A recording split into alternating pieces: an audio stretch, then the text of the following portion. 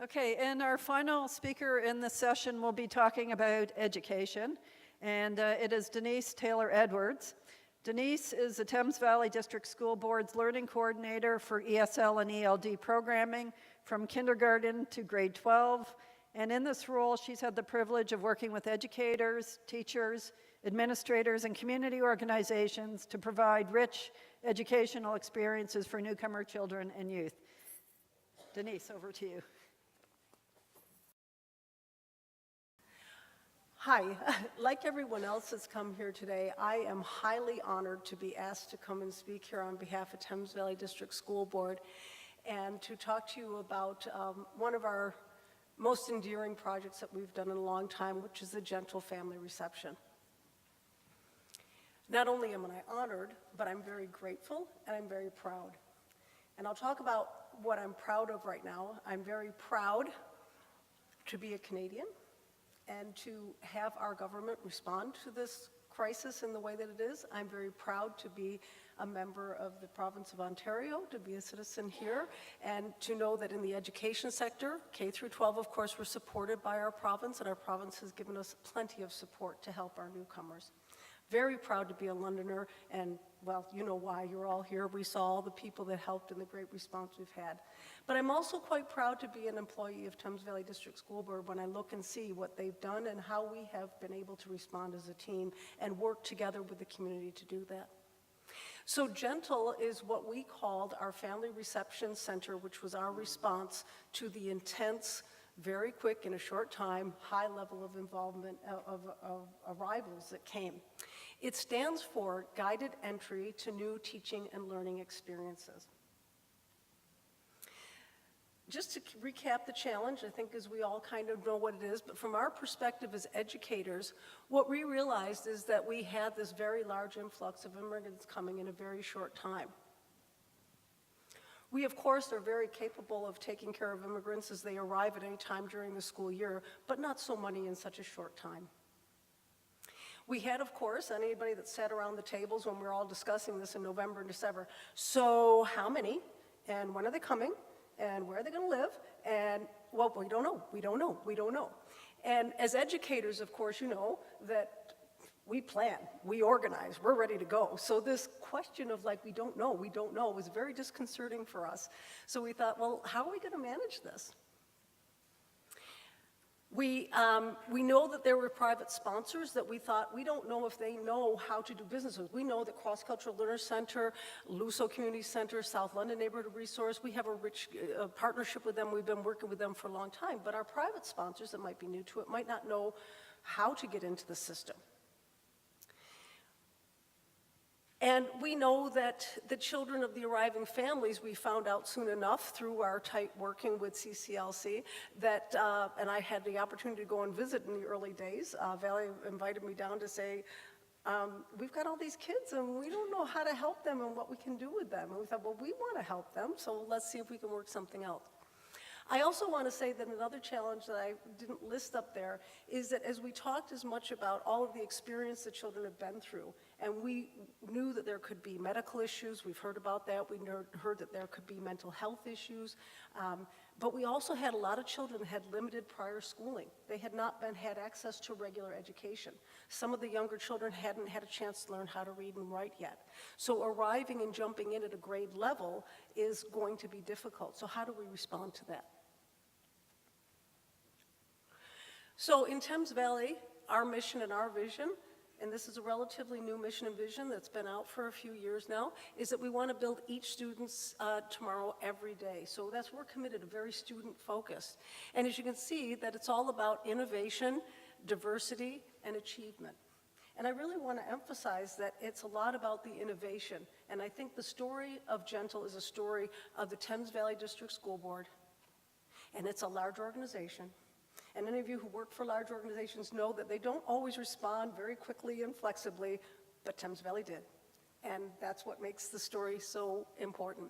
But before we go any further, one of the things we believe when we work with students with limited prior schooling, and with any student, it's very nice to have an experience before you start talking about it.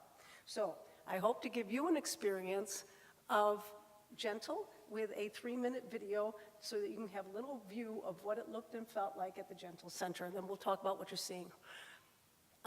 Before I do that, though, I would like to comment on this this statement here. Is that very much what drove our thinking about Gentle is the fact that we realize, attributed to the integration that we want to happen, is that schools are often the first community of belonging for our children. It's where they start to make friends. It's where they mix and mingle. And that's the beauty of the public schools, is that everyone is there together. So we wanted to honor that and make sure that they had a welcome and first experience. So what you saw there was a center that was located at White Oaks Public School. White Oaks Public School allowed us to take over their cafeteria or their servery area. All of their students and their teachers agreed to have their students eat in their classrooms for the months that we were there. And in that space, we created a learning environment. We bused students there from Cross Cultural Learners Center, from their hotels at the Econo Lodge or the Marriott or the Executive Suite or the Holiday Inn and all those places that they were. They came bused down to White Oaks every day and then were bused back. And in there, we had the 4 learning spaces that were junior kindergarten, junior senior kindergarten. We had a primary area. We had a grade 4 through 8 area. And then we had an area that was for high schoolers. Of course, we soon outgrew the area that we were in because it was so energetic and so lively. So we were relying on the White Oaks Family Center to help us out. And so they gave us space as well. It was an absolutely wonderful journey and everyone helping out together. So just the guiding principles are there. We wanted to be proactive and responsive. We wanted to do something that was family-centered so that it'd be one stop for everyone to register. We understood that we needed to build trust. Certainly the families were extending a lot of trust to us. I had the privilege for many years of working in adult education and for many years heard newcomer parents tell us, it's all about the kids. It's all about our children. So I had great respect for that. So we want to make sure that we fulfilled that trust with them. We wanted to be very welcoming, of course, culturally responsive. So that's what we wanted to do when we wanted to set this up. This was a dream that happened in December, and it just kept evolving, and there's a story there too.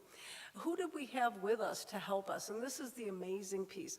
Of course, we had our settlement workers who are instrumental to the work that we do to help our families navigate our system. Part of what we needed to know about the children. What do they know? What don't they know? What experiences they have? What levels of literacy do they have? So we had assessors. So each child had a math assessment, a language assessment, and we had the benefit through our teachers that speak Arabic, we had the benefit of finding out their first language literacy levels and finding out what they already knew. So we really could look at the children through an asset lens of what are you bringing to us? What experiences? We had a number of volunteers, retired teachers and community members that came and volunteered. We did insist that they be somewhat consistent because we didn't want the children to have to keep reestablishing new relationships. So those volunteers were there consistently for the 3 months from January, well, 4 months to the end of April.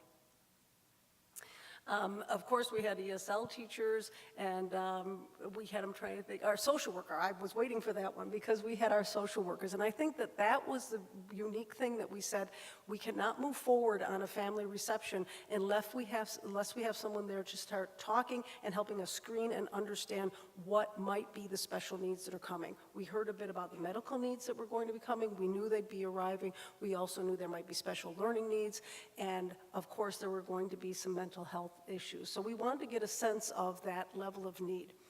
A lot of the reason, as much as it was to help give a safe landing space for the students, we also wanted a place where we could find out as much information as we could so that we could hand that off to the schools so that the schools could be prepared for receiving the students as much as the students could be prepared for going to school.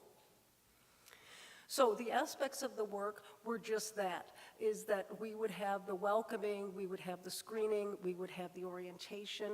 Through the learning that you saw happening in the video, there was a lot of things with literacy-based and basic early education type things, but really it didn't matter what they were learning. They could be learning anything they were interested in. What we wanted them to know was the routines of school. We wanted them to learn about, we had actually the servery, they were wonderful. They allowed us to put up coat racks so the kids could learn about going over and putting your coat on the rack and put your your backpack there and pick your backpack up.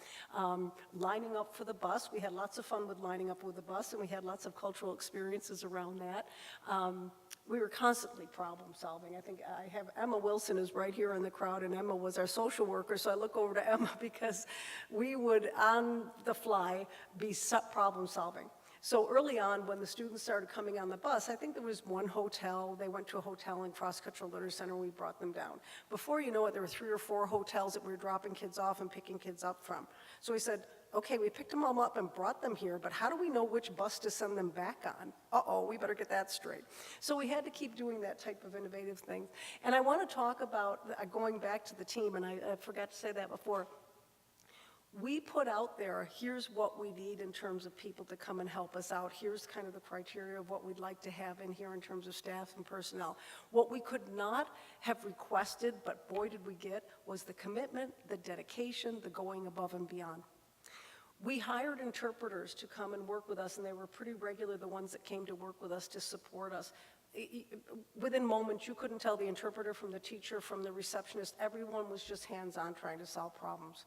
And one of my favorite stories was that one day, and this goes to the housing, the families would be living at CCLC or in the hotels, and they couldn't, of course, go to their home school until they had a dress and we knew what the home school was. So they would stay with us in Gentle until such time as we had housing.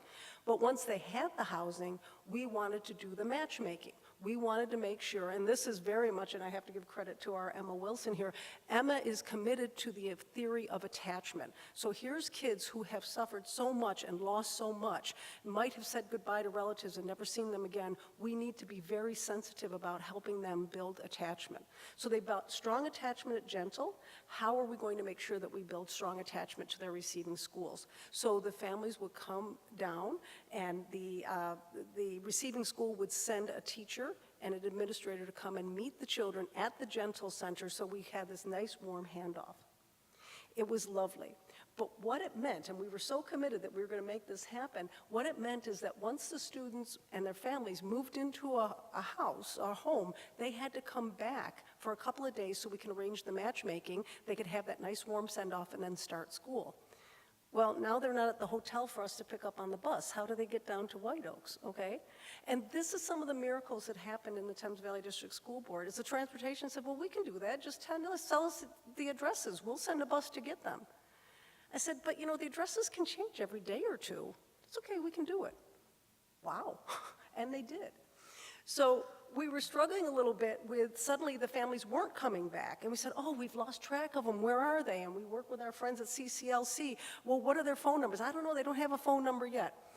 Our interpreter and 2 of our teachers, when they finished working at 12 and they were supposed to be planning for the next day, got in their cars, drove to the home addresses because we knew those, knocked on the door, and called us back up and said, okay, I'm sitting here having tea with the Alamod family, and they're saying that the reason that, I mean, that's the level of commitment they were out there, is just, let's find out what's going on, let's bring them in. It's just amazing, amazing. And so then we got everybody off to school. So I talked a bit about this. It was at White Oaks. We had the public school, the family center. The programming went from 9 until 12, 3 hours in the morning. And then there were 4 classroom settings, as I talked about that. Backpacks, water bottles, Arabic picture dictionaries. People were falling all over each other to try to give us money and give us support to help support the kids. So each family got a picture dictionary. There were backpacks for all the kids, snacks, juice, coffee. We ran from January 4th, and I remember the first day, we're like, yeah, there's not many people here. Is this going to be a bust? I mean, we do all this bottle and nobody and then I think Valley called up, we're expecting 800 by, oh, okay, we're good. And we ended up with 457 students in that time frame. Right now, we're still maintaining our list of students and adding to them, and right now we're sitting at just under 480. So it definitely has slowed down since that first group came through.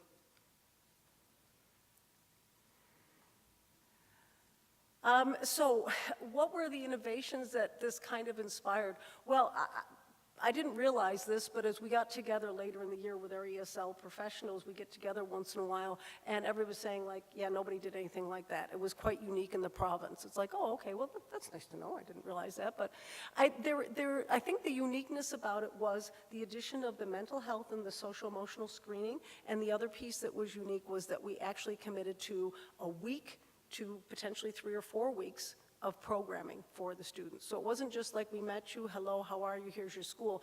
We were committed to programming, and that was unparalleled. The registration procedure was an interesting one as well, because it became very clear we need parents to register the kids. We want to talk to the parents, they need to sign the forms.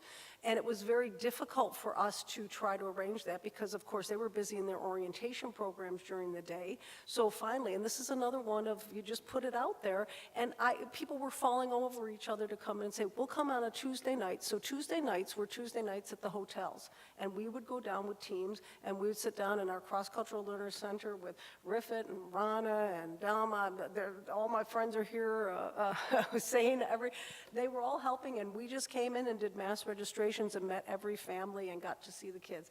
And I don't think there was a person there that felt put out. Yeah, it's February, there's a snowstorm, it's 10 o'clock at night, I'm trying to find my way. I don't care, because it was just so enriching to be there with families that were delighted to have their children be able to go to school, and their commitment and their eagerness to sign them up for school. So it was quite nice. Our armbands I talked about, that was our solution. We got little armbands to put on them, different colors for different buses.